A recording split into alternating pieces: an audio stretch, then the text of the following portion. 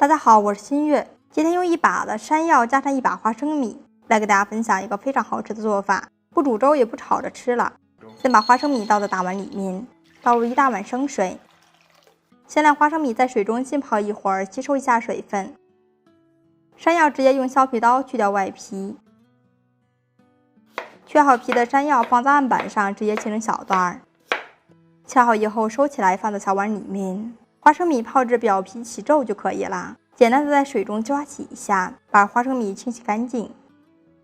倒在漏网里面空掉水分，把花生米直接倒到料理机中，加入切好的山药块，加入适量生水，盖上盖子，直接打成汁。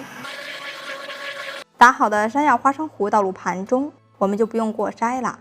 加入2勺白糖调味，加入少许酵母粉，先用筷子搅和均匀，搅拌至酵母粉充分的溶解，分多次少量添加面粉。面粉加进来以后，画滴滴形去搅拌它，大概搅拌3分钟左右，搅拌到没有干面粉，像这样的透析度的面糊就是可以啦。盖上盖子，去找一个太阳，请发至2倍大。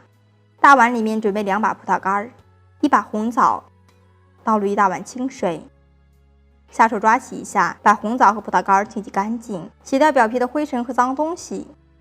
清洗干净以后，把红枣放在案板上来切一下，把枣壳去掉就可以啦。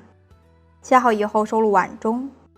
面团醒发好以后，把保鲜膜给它拿掉，可以清楚的看到里面满满的蜂窝组织。像这样，我们的面糊就是发酵好了。用筷子顺时针给它搅拌一下，排出里面多余的空气。这个时候再把葡萄干倒进来，充分的搅拌均匀，让葡萄干在山药面糊里面分布均匀。搅匀以后，先放在一边备用。准备3个干净的小碗，在碗的底部和四周喷点食用油，这样可以让面团更加的鲜香，而且也可以更加方便脱模。我们再用一个小刷子给它涂抹均匀，让小碗的四周全部裹上一层食用油。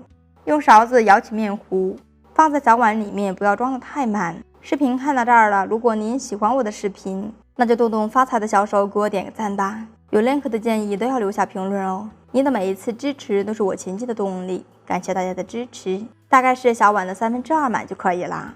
再用小刷子稍微的整理一下形状，切好的红枣摆在小碗里面，像这样就可以。全部做好以后放在蒸屉里面，盖上盖子，冷水上锅，上气以后大火蒸29分钟。